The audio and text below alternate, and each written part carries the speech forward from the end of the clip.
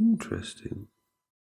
Hello everybody, how you doing? You alright? The quartering drama is big in the news at the moment. I've been getting quite a lot of comments on my main channel asking me to cover it, so here we are. And boy is it a roller coaster with lots of highs and lows. Well, mostly just lows and lower, and a few laughs chucked in along the way. In case you don't know who the quartering is, we'll look at his history briefly, go over the main plot points of the drama, then get into the more recent things that have happened in the last few days, as this is an unfolding drama, with new things popping up day by day. And by the end of the video, we'll see someone's transition from grifter to lolcow, all self-induced and all uploaded to the internet for our entertainment. Jeremy's been making very low quality political content for many years now, and really made a name for himself at the height of the anti-SJW fad, pumping out clickbait videos day after day to melt the snowflakes. Due to the clickbait nature of these videos, and the sheer volume of them, he would get lots and lots of views, but his videos were always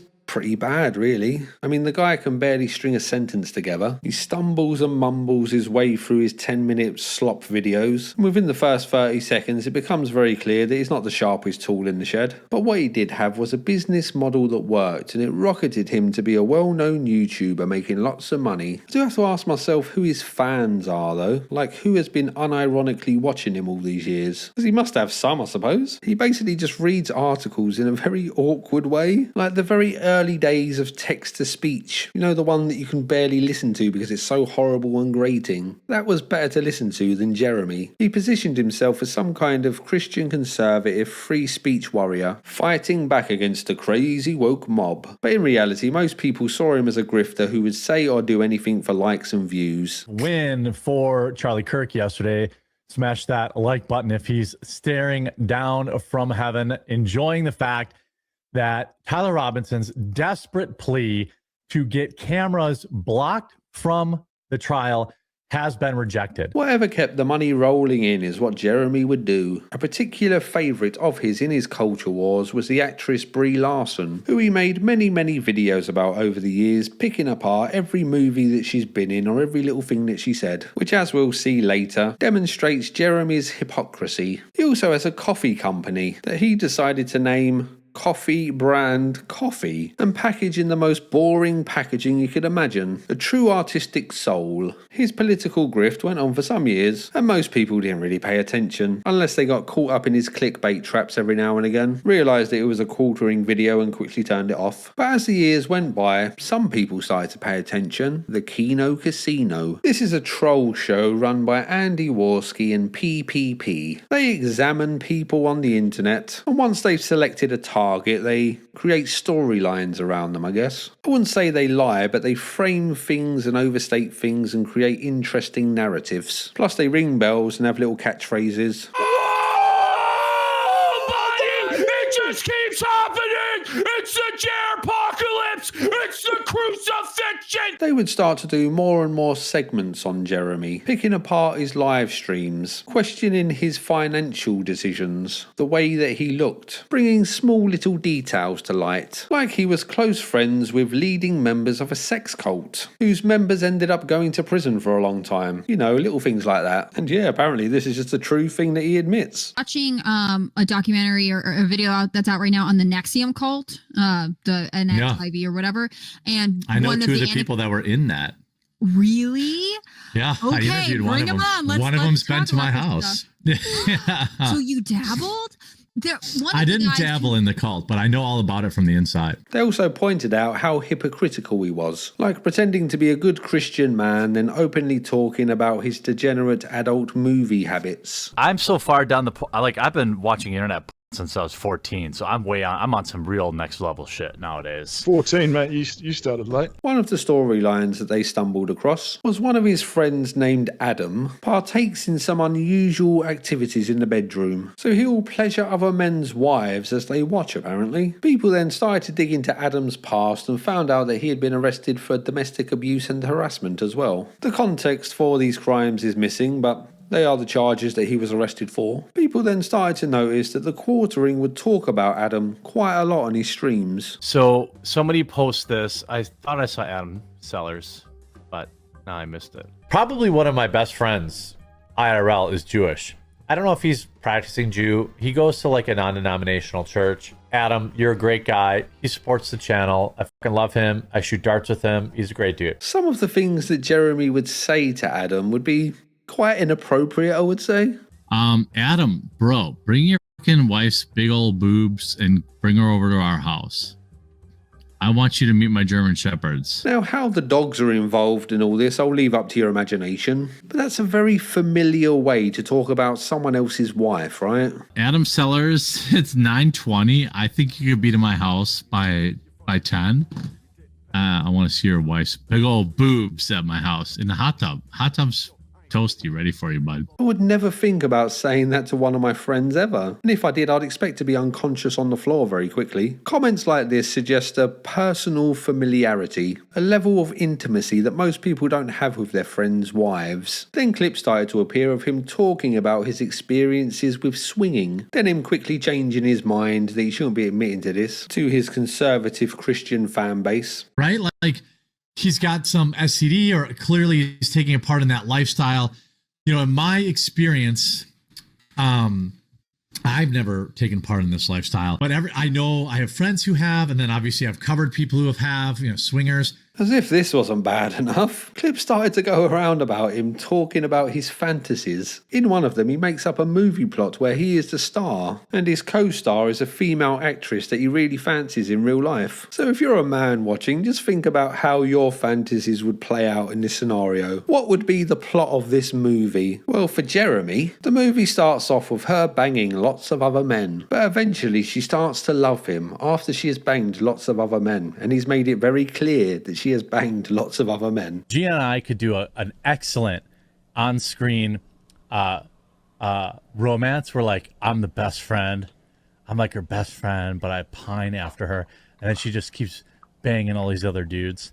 And then I'm like all sad. And then she like realizes that I was me all along, and that she comes to, you know, and then she comes to realize it. And then we live happily ever after. Like, I think we could do that.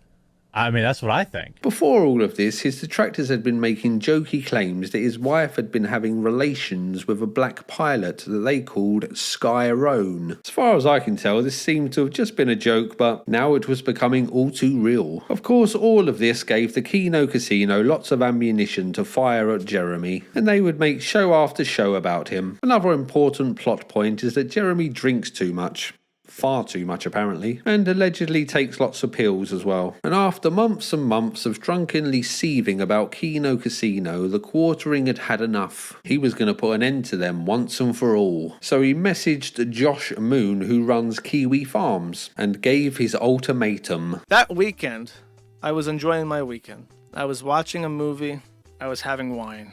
Didn't get to finish it because I was interrupted by Jeremy Hambly. PPP, I said to him this the offer. And he became so enraged by this offer that he immediately posted it to the public timeline. Unofficial truce, they delete the videos attacking our marriage. I never mention him again. By the way, not even just the videos making fun of her, very specifically attacking the marriage, which would probably include anything involving Seller.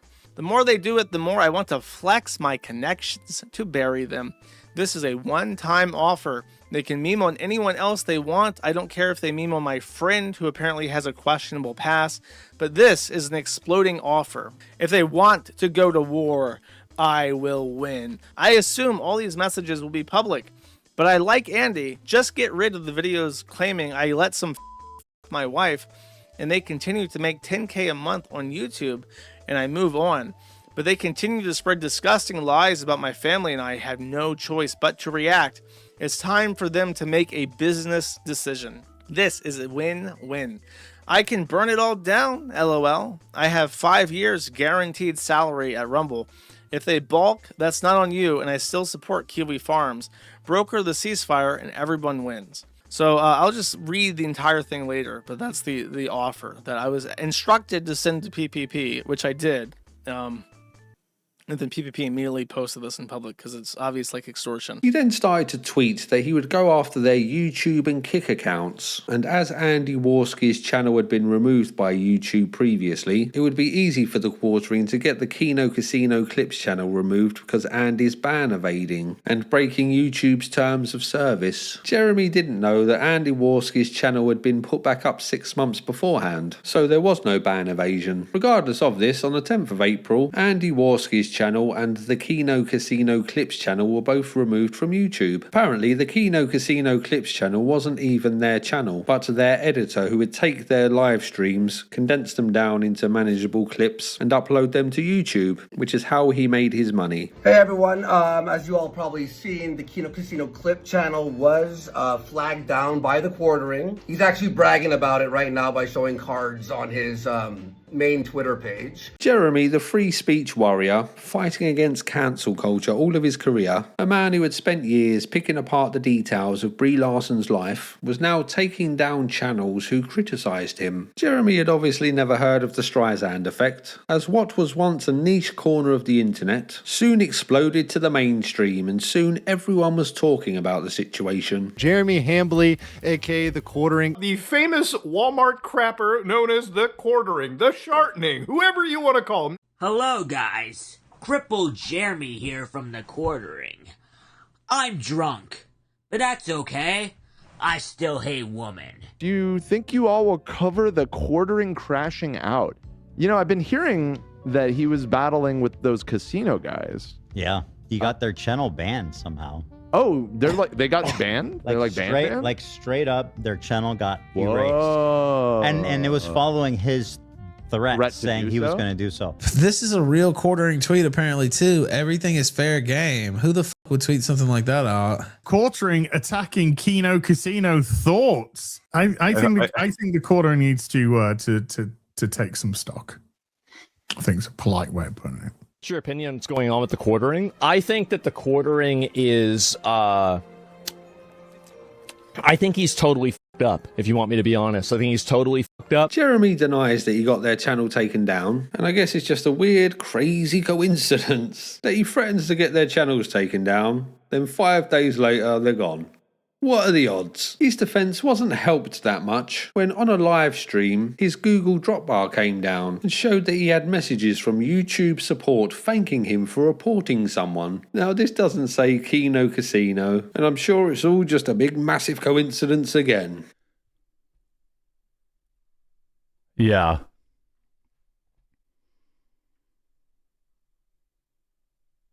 Let's see here.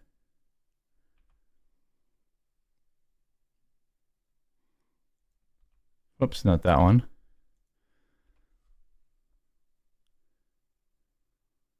Let's see here.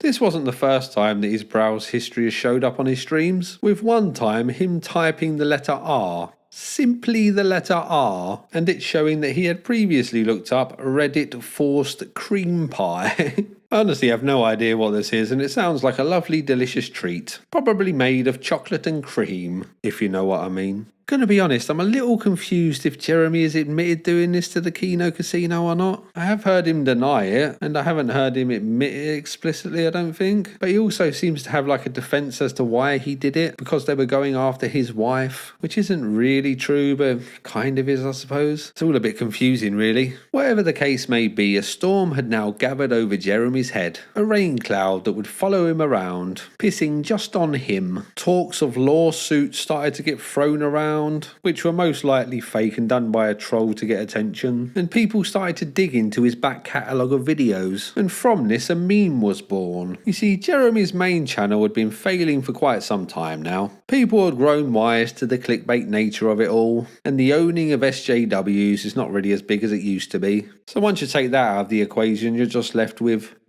Jeremy, and he's not the most entertaining guy to watch. Due to his falling view count and his never-ending lust to make money on the internet, he started to make shorts, which were basically just him stealing other people's viral videos, playing them in full and not crediting them, and just doing a very short 2-second intro where he asks a weird little question. I've got 3 German Shepherds and they're pretty spoiled, but this dog might be on a different level. Check it out.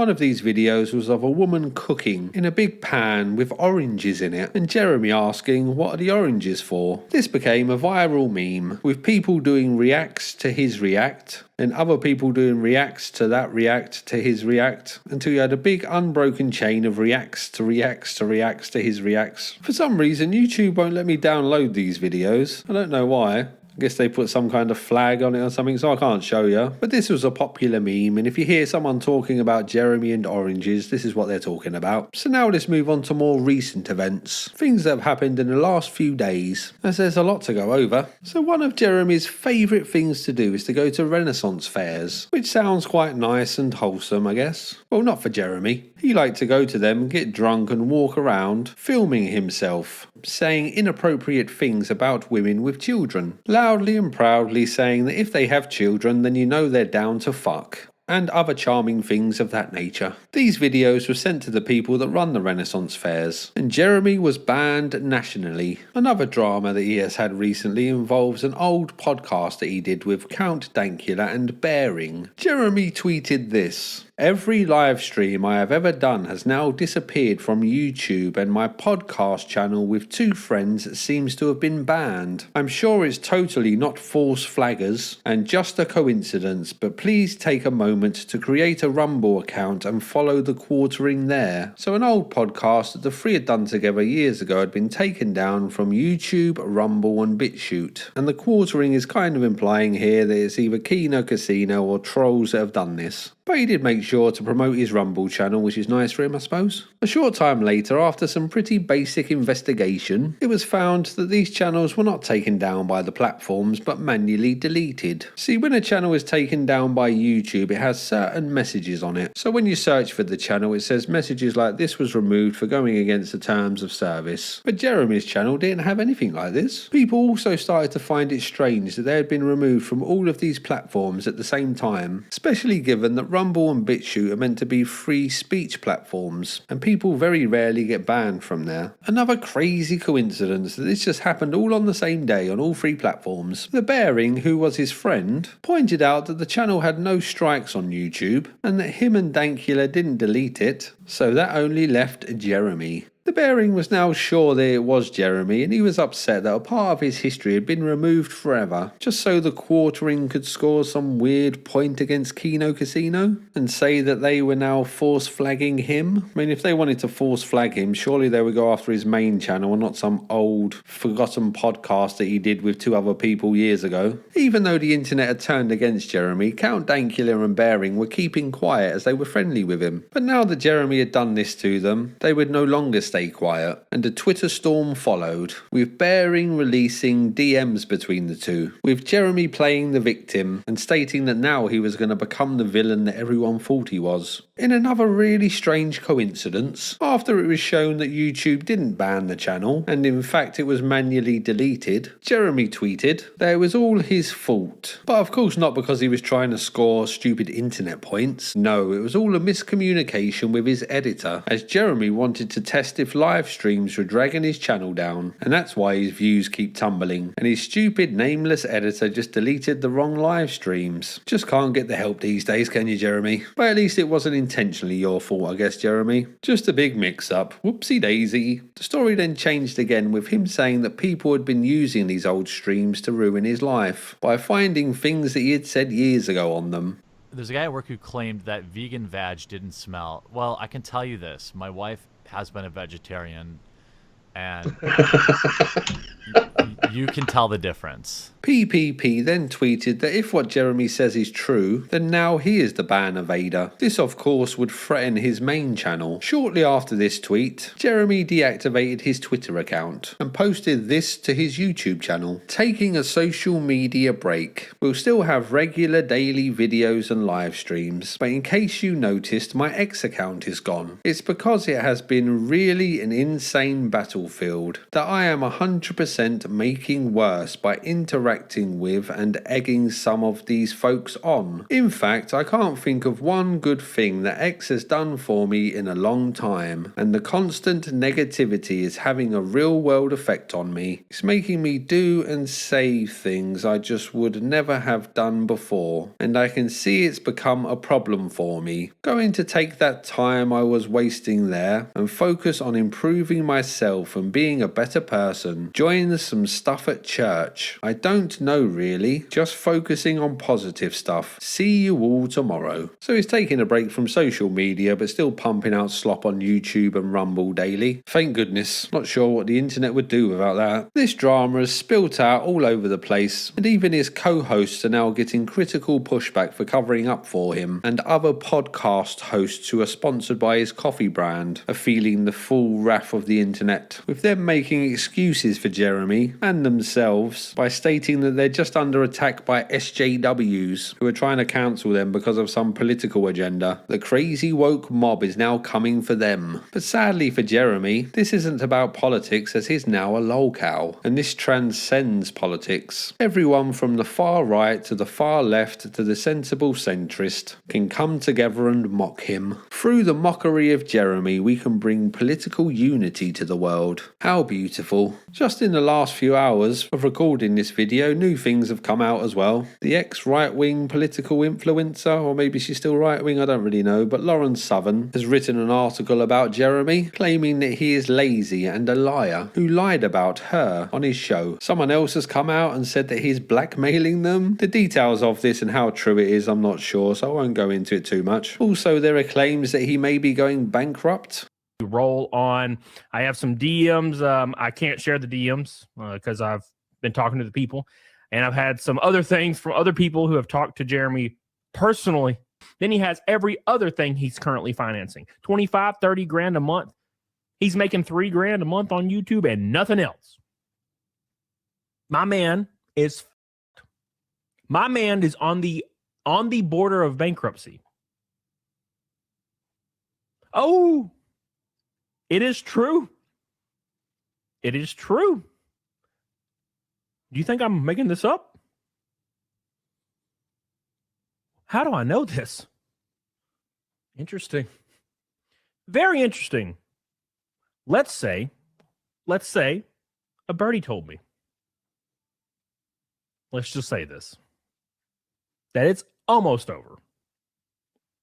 Because his overhead is about 5 to 6 times what he's pulling in right now. There have also been lots of other reports of Jeremy flagging people's videos and his wife's boyfriend getting people's channels taken down for talking about him. But again, how true these are, I'm not too sure. Needless to say, everyone is dogpiling Jeremy at the moment, and it's all by his own doing. His aim was to damage or destroy the Kino Casino, but all of the attention has just pushed more people over to their live streams and attracted more trolls to his, making what was already a painful live stream a little bit more entertaining, I guess, as getting trolled. But for him, a horrible experience. He was a fairly boring political grifter who has done a speed run on being a full-blown lolcow, spending his time fighting with trolls rather than getting on with his life, obsessed with trying to get a victory over faceless people on the internet. And in the wake of his warpath, he's burning any bridges that he had left with other people, until I'm sure in the not too distant future, all he will have left is the trolls, and will be forced to perform for them for a few pennies. Such is the life of an internet lolcow. It's a pattern that we've seen many times before, and we'll see many times again, I'm sure. And the strange thing is that Jeremy knows this pattern, as he's spoken about it before. You know, it's one thing to be a lolcow. Like, I genuinely feel bad for guys like Review Tech or like DSP or Wings of Redemption. They all kind of follow the same arc, where like eventually the troll channels start getting as much or more videos than or views than they even get. Him getting off of Twitter is probably a good move for him, and hopefully for his sake he sticks to it and doesn't get drunk and log back on Monday. But I doubt that will happen, as these people normally have an insatiable need to own the trolls and to get as much attention as they can. Building a YouTube channel is very difficult, takes a lot of time and effort, and you don't get anything at the start apart from videos with no views and a whole load of disappointment. moment. So for Jeremy to take that away from someone after they put in all that hard work is a pretty crappy thing to do, especially as the things that Kino Casino do to him, he has been doing to SJW snowflakes for years and years. That's his whole career. It's like someone making a video about me and my channel and then me getting all upset about it and reporting them. So it's hard to have sympathy for Jeremy, as he is the architect of his own downfall. But if I'm honest, it is hard to know what you would do if you were in his position. Normally, if you just ignore trolls, they leave you alone and go on to something else eventually. But Kino Casino is a fairly big show, and even if he just ignored them, they wouldn't ignore him. So yeah, it is hard to know what you'd do in that position, really. What would you do? I don't really know. But what I do know is that Jeremy did the exact wrong thing. So whatever he did, just don't do that, I suppose. Don't give the people trolling you more content, more drama. And also, he's just kind of cowardly with it as well, isn't he? Instead of just like owning the fact that he did it and just being like, yeah, I did this, so what? I'll do it again, I don't care. He kind of starts off all weaselly, and then eventually, once it's found out, he kind of admits it but doesn't, and it's just all very sneaky and passive aggressive. Someone on Discord recommended that I look into this, so thanks for that. Plus I had lots of comments on my last video about it all, so I thought I'd make a video. Hope you enjoyed it. That's about it for this one. I'll catch you next time. Bye bye. The cornering has completely melted down and lost it all, deleting his Twitter. I'm Jeremy, crippled Jeremy from the quartering, and I'll see you in the next video. I'm drunk.